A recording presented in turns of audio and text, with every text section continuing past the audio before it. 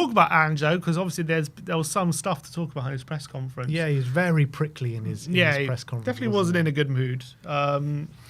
Obviously, first of all, when he was talking about the penalty, I think for me, he was.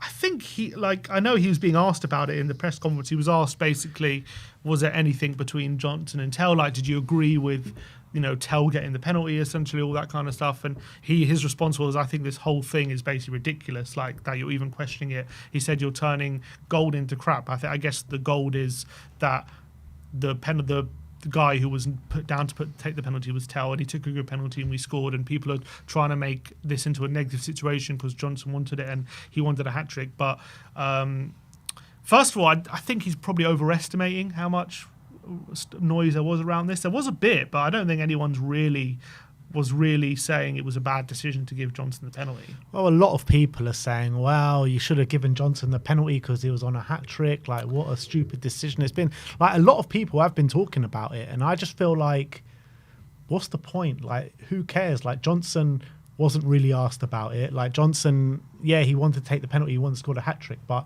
it's not like he caused a fuss to take that penalty away, did he? No. Like, as soon as Romero and Porro came over, he was like, all right, go, take it. I'm saying there was maybe a bit of noise, maybe from fans on social media and stuff like that, like the few. But it's not like there were pundits saying it was like ridiculous or anything like that. Yeah. I think he maybe overrated how much real noise there was about it. Do you reckon Ange? I feel like from his responses and from the way he talks, he reacts and he must read so much stuff what's going on social media. I think it's hard to avoid in this day and age. It is hard to avoid, but I feel like he's like proper one of these guys who's just constantly on Twitter just reading everything that's going on, because he don't miss nothing like the fans are saying. He literally knows all the kind of narratives going into it, and he reacts to every single one of them. And I mean, like, I sometimes feel like, Ange, like, you should be bigger than all of this and you should like kind of rise above it and not even pay attention to it. Yeah, that's what you probably want from your manager, to kind of block it all out.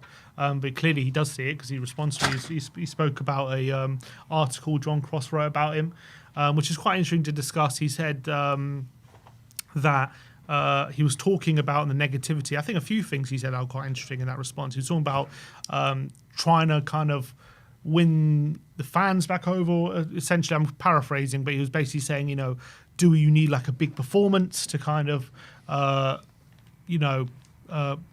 get positivity back into the club, all those kind of things. And a few things he said which were quite interesting. First of all, he said, whatever we do now positive, it seems as though it gets turned into a glass half empty kind of response to it, even though there are positives. All the whole situation, even with the penalty and other stuff like the win against Southampton, it gets turned into a glass half empty thing. And as well, and he's saying people like John Cross are writing articles saying, even if I win the Europa League, I'm gone anyway. So whatever happens, people are still going to write negativity. There's no way really of combating against that. You just got to get on with it. But first of all, what do you think? Do you think it's true, or any kind of positive thing that's come out in the last however long, few weeks or months? Any positive kind of gets turned into a glass half empty reaction? Well, I'll turn back that on you and saying what positivity has come out in the last 2-3 weeks. A win against Southampton. Is that it? I don't know. I don't know what he's. I guess that's what you're asking. I'm asking you. Let's say, okay, we beat Southampton and it gets turned into a glass half empty thing. I mean, just because we've been through all this kind of crap, let's say over the course of the season, right, and we beat Southampton, I don't think like that's something to even suggest is a glass half full thing. So I think it's natural for it to be glass half empty when we can't buy a win and we beat Southampton. Like, I don't think I think Ange is just being a bit like, or maybe when he's talking about as well the penalty, Tell steps up, gets his first Premier League goal, and it's turned into a glass half empty thing. People saying, "Oh, Brennan should have got it." But the reality is, there's nothing to be kind of glass half full about. Like, that's the situation we're in. We've had a terrible season. Now is the time where kind of we've all been kind of looking forward to in the big moment in our season. But every Premier League game has pretty much meant nothing. We're losing. We barely win. And when we do win, it's just kind of like it's only against the real crap sides in the league, isn't it?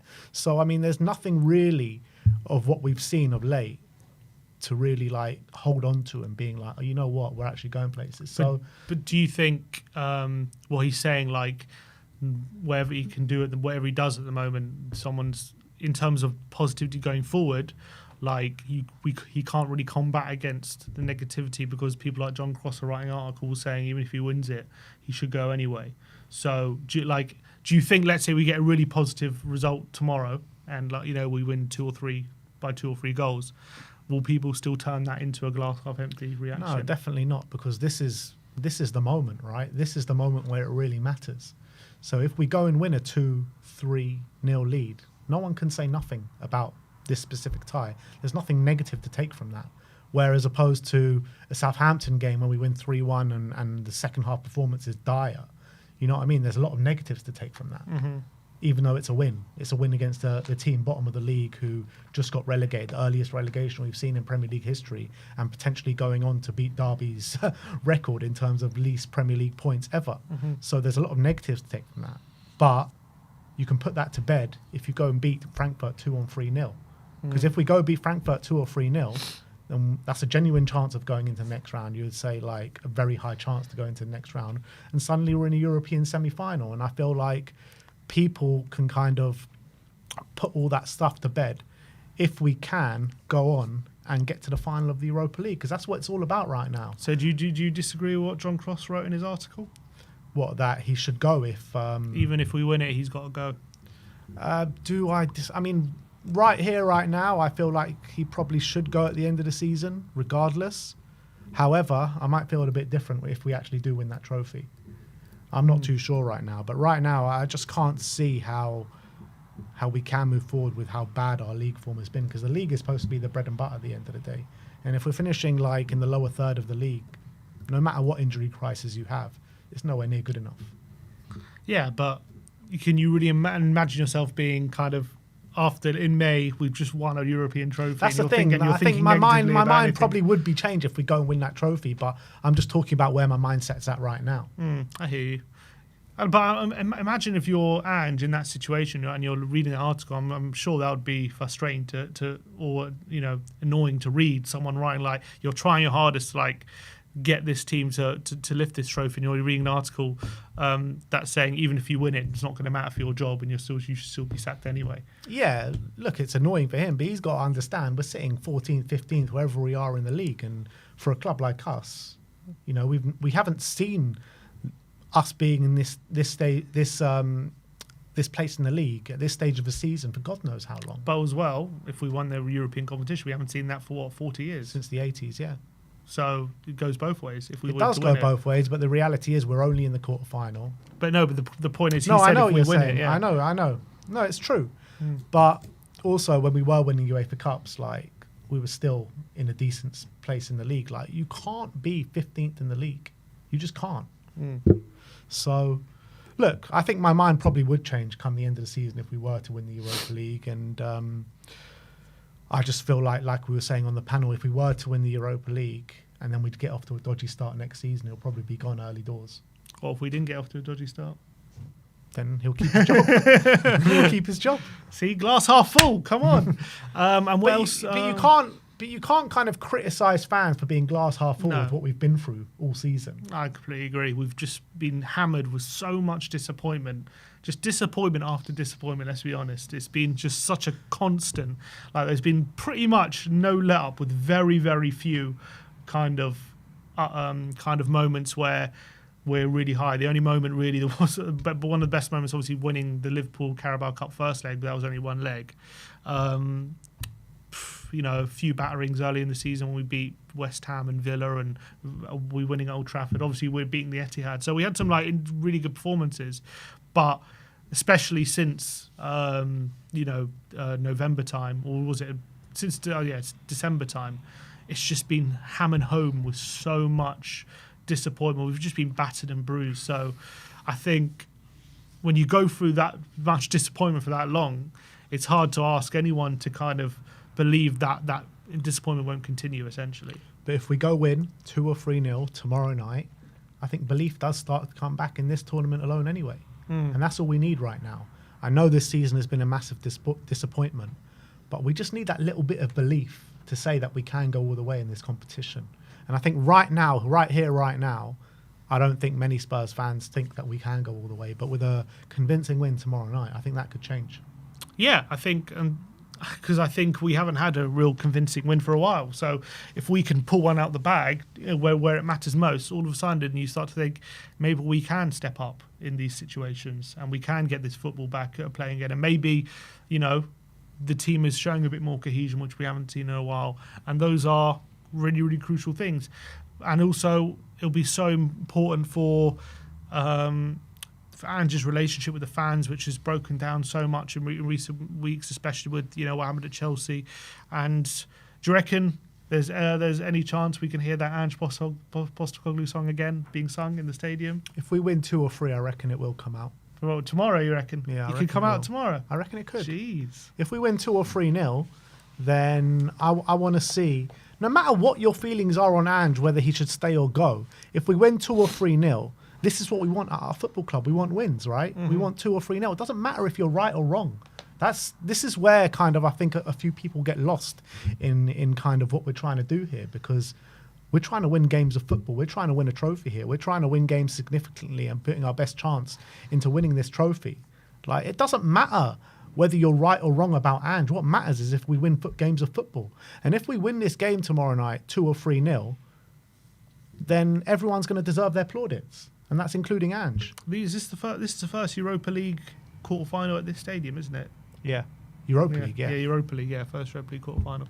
So let's hope we make it a special one. And, it's just interesting to hear Ange's comments kind of in that press conference. And let's hope the fans get galvanised. Let's hope they really show up tomorrow. No tifo or anything, is there? Anything tomorrow? Flags.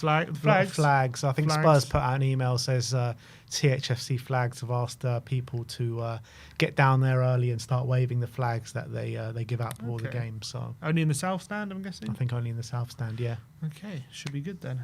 All right, well, I'm going to be there tomorrow night singing home for the boys. Sim's going to be here in the studio with the one and only Danny Kiriakou. Score prediction? I am going to go 3-1 Spurs. 3-1 Spurs, come on. I reckon it'll be 1-1 going into the last 20 minutes, and we get 2 late goals, and we win the game 3-1. You know what I can see it if that is the case, Tell coming on and scoring. Because that whole narrative about Frankfurt wanted Tell in the January transfer window, and then we got him, and then it'll just be a bit of a dagger into the heart if Tell can come on and score a goal. Yeah, for sure, that'll be great. Be a killer blow. But I'm going to go for 2-1 to Spurs. I think it's going to be a really tough game tomorrow night, and I think taking a 2 or 3 goal lead there is massive for us. But even if we can go there with a 1 goal lead, I think it'll be big. And it's important to note as well that there hasn't been away goals for a while, but there is no away goals tomorrow night. And Spurs, when they last went all the way to a final, your away goals was very important. Yeah. Was that the last year away goals was active? I don't think it was the last year, but it was, it got scrapped, I think, a couple of years later. How do you feel about that? Because I feel like European competition has got so much better since they've got rid of it. I agree. I feel like the away goals rule had the opposite effect of what it intended. So what it intended to do is make away teams more expansive and go for it, which is true, but it had all of a sudden home teams were a lot more negative, and they tried to basically go for like a 0-0 at home, so they could score away from home, and meant that the home team needed 2 goals. So this has meant both teams kind of just go for it now. And I think, it's been definitely the European knockout ties have been much better, I feel. Even though the drama of an away goal is still something that I miss a bit, because I saw someone write an article about it years ago when it was getting scrapped, but it's actually the only goal in football where you can go from losing a game to winning a game with 1 goal. And so that experience I kind of miss a bit. But in terms of the spectacle of the games, I just think it's a better spectacle. I think both teams really just take the handbrake off a bit. Yeah, and I feel like us as Spurs fans got a bit of an emotional attachment to the away goal after that run anyway, as well, which we never kind of experienced it after that run, obviously. But definitely suits us under Ange, I think. No away goals. Yeah, probably. But what do you think as well with the new format? Now it's like kind of the group stage is all said and done. We're into the last 8 after having that bye because we finished in the top 8. I mean, I think it's actually better than the group stages because I wasn't sure about it at first, but now it's like kind of all done. I actually feel like there's a lot better games throughout the Europa. There can be jeopardy all the way till the end as well, where sometimes the latter stages of the group stages are a bit like kind of done and dusted. I kind of like it. I think they've done a good job with it. I like it, but I still don't like the fact that there are so many more extra games. You know, teams could play up to 4 extra games if they finish in the playoff round, and they're getting 2 extra group games, and especially the calendar as it is. So I wish they could have done this in a way that there wasn't so many more extra games, and they could have. They just made the league a bit smaller and maybe take away those playoffs potentially, which I don't see them being massively necessary. But I think the format's definitely made for more excitement. I think the league phase was much better.